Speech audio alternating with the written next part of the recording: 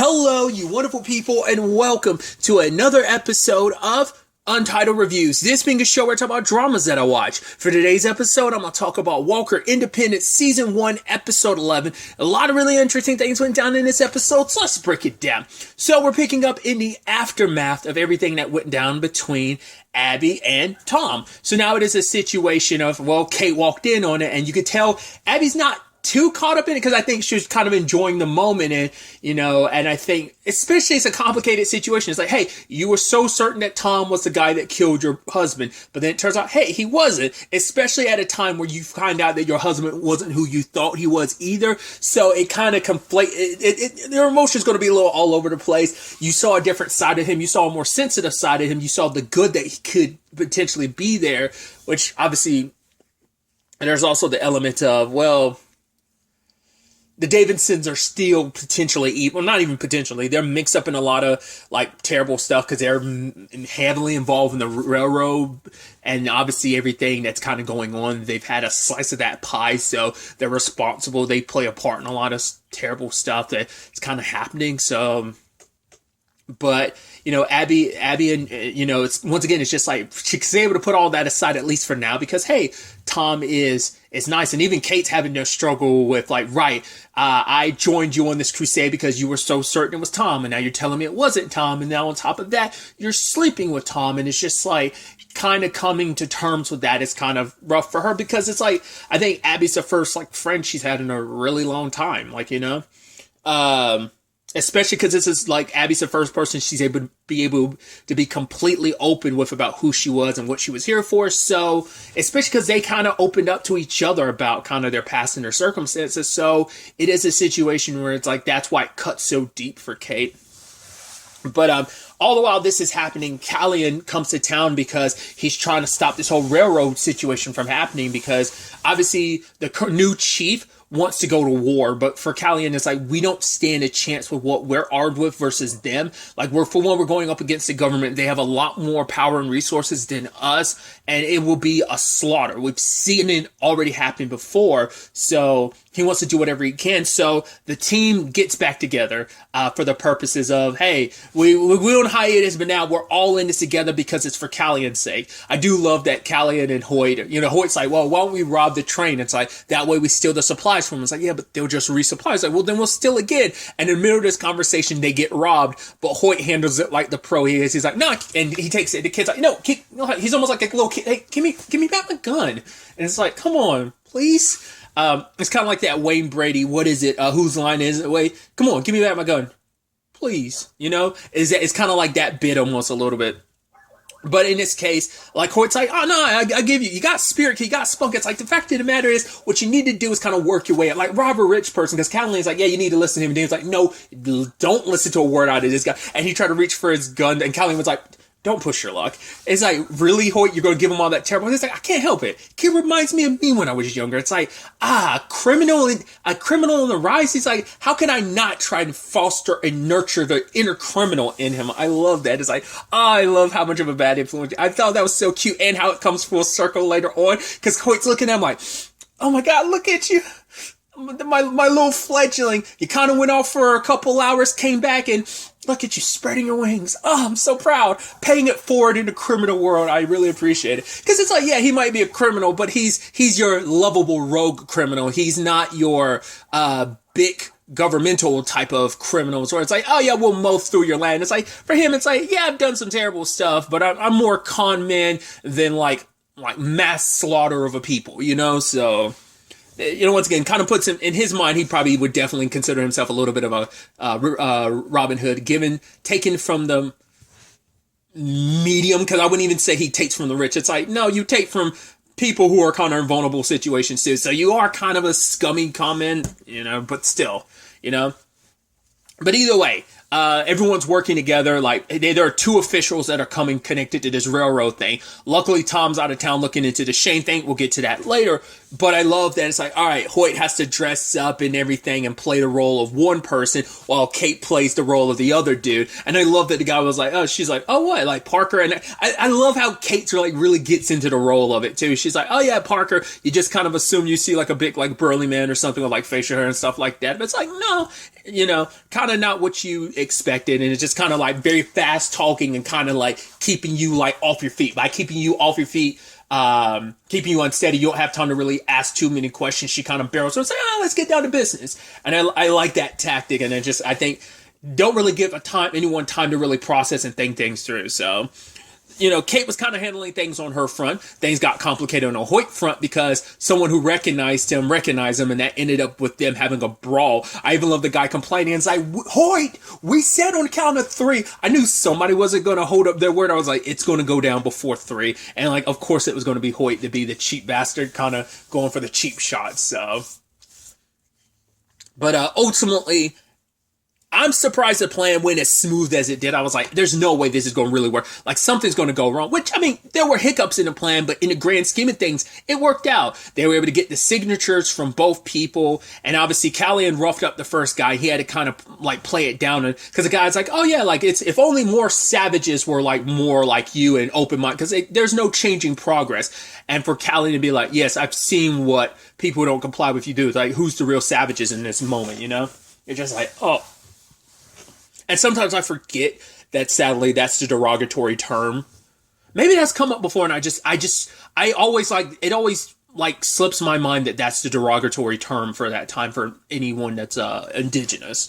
It's like, oh, when you hear that, you're like, all right, it comes flooding back to you, like, right, Because once again, it's that aspect of being seen as less than, because you're not civilized. Like it's supposed to be seen as like you're less than, but it's like obviously like the indigenous people. It's like it's generations upon generations of ancestral like traditions and aspects and everything about who they are is passed down. But regardless, the fact is. And the guy had the audacity to hold. It's also that remark of like, hey man, like, when someone talks over a black person, you're one of the good ones, It's that when he was holding out his hand for Callan, because Callan was originally trying to be civil about it and hold out his hand to shake the guy's hand, but the guy didn't. And then later on, when it was all said and done, being like, now that the deal's done and you've shown yourself to be one of the good ones, then I'll shake your hand now. But like Callahan's like, no, fuck you, and walks away. So luckily they walked away with both signatures. Neither one was the wiser. I think the guy getting robbed at the end, and I love how like he quickly gave it, because he was like, yo, this town is like filled with criminals. It's like, yeah, that's independence for you. Once again, the irony being like, what was it, episode 8 or 9 when the show came back from its break? It was like, oh yeah, also there was kind of been no crime for the past couple weeks, and you're like, really? It's like, honestly, since the prior to like after the sheriff got stabbed, it's been super quiet here. In fact, once again, that kind of speaks volume. But it's like, yeah,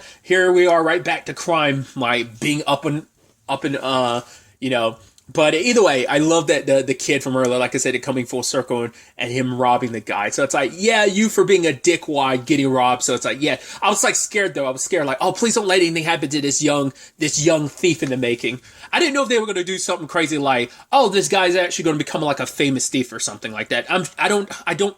It's been a while since I saw Billy the Kid, the TV show, so I forget what the time frame is. I don't. But I was wondering if he's going to be like a potential famous outlaw that Hoyt ended up helping make or something. But it's like, yeah, that kid's on his way. So I'm like, hey, are we going to see that kid again? I hope the next time we see him isn't going to be in the circumstances of like, yeah, this is him getting killed or something like that because a robbery or whatever went sideways. It's like, I hope that's not the case, because Hoyt would feel bad because he really likes the kid, kind of taking. But I love to see Hoyt continue to take the kid under his wing. We'll see what the future holds. I hope we get to see more of him, and hope it ain't going to be like kind of a sad ending circumstance status the next time we see him, So hopefully we have a little bit more fun with that storyline, and hopefully it just doesn't have a depressing ending. But an outlaw in the Wild Wild West, it's like, that's going to be typically not the happily ever after type of story, So with that taken care of, there are other storyline elements to get to. First and foremost, there's the whole Kate and Kai of it all. Obviously, it's not just Abby Kate's going to have to come to terms with. It's also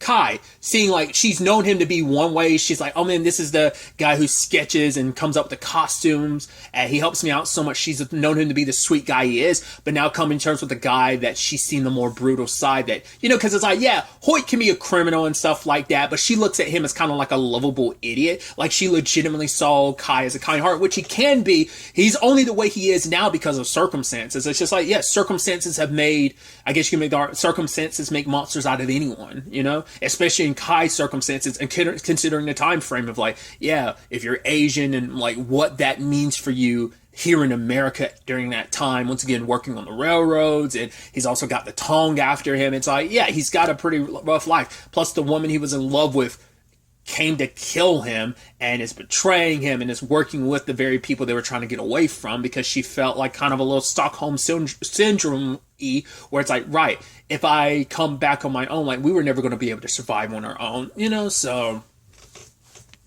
but, they're kind of at odds right now. But later on, him and Kate sit down and it's like, all right, let's be honest and open. And, Kate opened up about, yeah, we conned some people. And before they even had a chance to really bury the hatchet for them to be in a good place, Kai flips. Understandably, it's like, there are too many hands in this particular pie of the railroads. You doing that, screwing it, making it so that the railroad doesn't go through by changing, like the whole point was to change the official location of where the railroad's going to go through. Rather than going through Callian's territory where him and his people are, it's going to go through another territory. But the thing is, that won't last forever. Eventually, but it gives Callian time for him to talk to the chiefs to try and convince them not to go the bloodshed route, because they're going to be the ones with a lot more dead. It's not going to go in their favor, because he's like, if we go for a fight, we won't have any choice if it comes down to it, but we want to avoid getting to that unless it's absolutely necessary, because we don't want to go into this fight, a fight we cannot win. It's not a if, it's like, no, the odds are stacked against them. So Callian wants to find like a bloodless route, which I also appreciate. He, obviously him and Hoyt, him being like, oh, thanks for having me. He's like, yeah, of course I had to help you because you needed help, and it's like, I love that budding like friendship and brotherhood that they have. But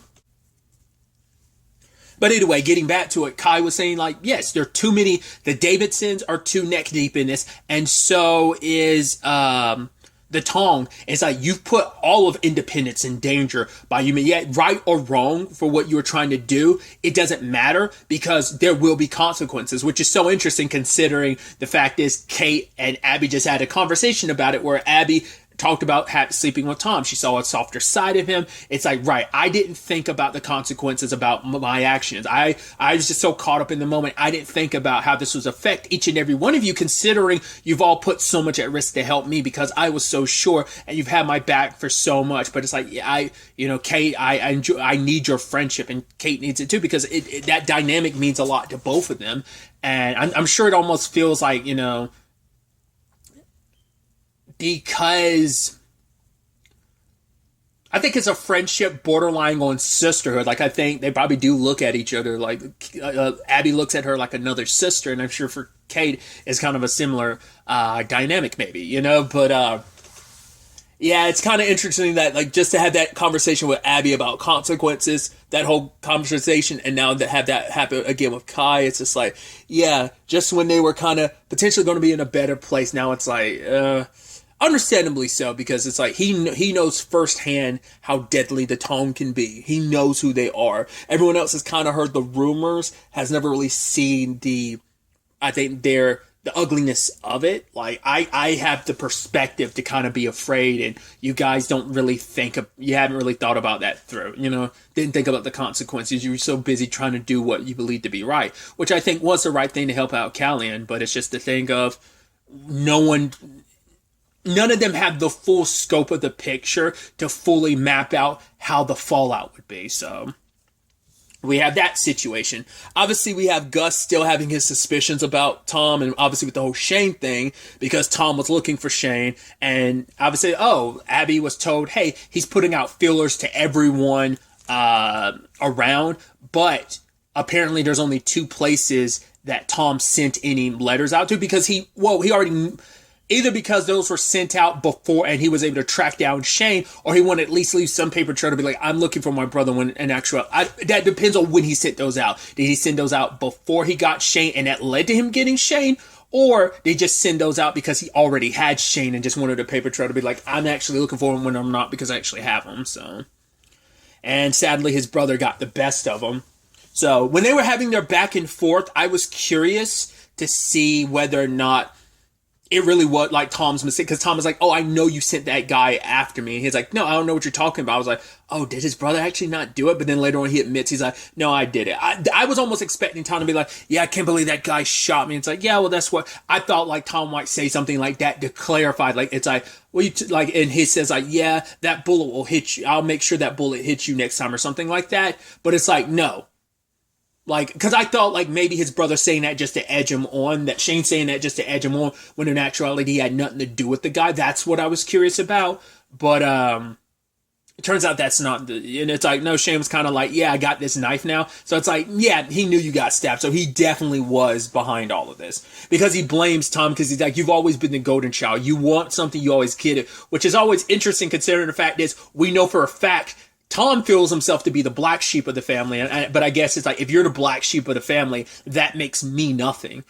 And it's like, yeah, like, despite, you get to be sheriff in 2 towns, even getting locked up in an asylum. And he was like, yeah, the only reason why I got locked up in the asylum was because of you. He's like, I didn't tell you to kill that guy. It's like, yeah, I did it for your sake. I couldn't stand a guy beating up my brother every day. Yes, the irony, like, Shane didn't confront him about the irony of that statement, considering, like, you were literally torturing him. We never even got to the conversation of, oh, did you actually kill the sheriff or not? But now in the context of later parts of the episode, you're like, well, he probably wouldn't ask the question, because now you're like, wait, so now I'm like, this show is messing with my head, because I was thinking, like, once again, I thought about it early on, I was like, are we going to find out Tom didn't do it? And then, like, the second episode happened, I'm like, nope, it feels like Tom actually did. It was the second or third episode to be like, nope, Tom definitely did it. And now you're like, wait, did Shane do it? Now you're like, I don't know. It seems like it might actually be Tom, which is going to complicate things between him and, like, especially Abby wanting to see a better side of him. Now it's like, she doesn't know what to believe, So, when it's all said and done, Shane begins like, not only beating on his brother, but, like, also, like, carving up his back with the knife or whatever. So Gus ends up tracking them down, and the episode ends with now, because Gus doesn't know who to shoot. It's like, all right, Shane is torturing his brother, so there's that. But it's like, no, Tom's the real, like, bad guy. And it's like, well, Tom did grab his brother. And it's like, he even said, like, oh, I'm fine with you torturing a nobody. But the fact that you could do it to your own brother, and it's like, I think that speaks volumes. When he did say, like, hey, brother or no brother, kin or no kin, if Shane will get what he deserves, especially considering the fact that Shane is the one that kind of put a hit out on you. So, but all we get is, like, what, 3 gunshots? And that's the end of the episode. So now part of me is like, scared. Like, I'm assuming, like, Gus got hit and Shane is dead. I'm assuming that's going to end up being the case. So that's going to suck, because for one, Gus is a really righteous person, and the fact is that Tom is at least questionable. Whether or not full evil or not, he's questionable. I think Shane's a little more questionable than him, but Tom is questionable regardless. But it's like, Gus is a good person, so hopefully nothing happens. But that's always a sad thing. It's just like, yeah, it doesn't always work out for the good guys, sadly. So we'll have to wait to see where things kind of play out on that front as well.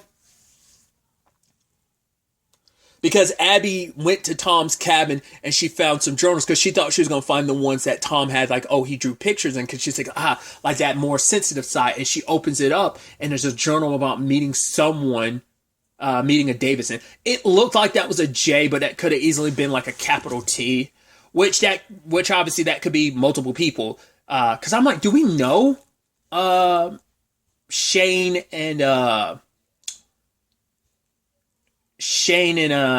Tom's dad? Because I don't know if that's a curse of J or T, because if it's a curse of J, it could be his dad. But if it's a curse of T, then it could be Tom, but it could also be Teresa, because she's neck deep in all of this. It feels like it's more her thing than Tom's. I mean, it's kind of the Davidsons as a whole, but it's probably more so his dad's and Teresa's, and he's just happy to help because I'm a Davidson, but also to prove himself as the non-black sheep trying to prove himself as not a black sheep of the family. So, but it turns out it's Liam's journal, so it's like, okay, I think we came across that before, that he didn't Tom already had the journals or something like that before? There was something of Liam's he already had, but now it's like, okay, so, well, we know that Shane was at the cabin, so could those be his? Probably not. It's more likely Tom's.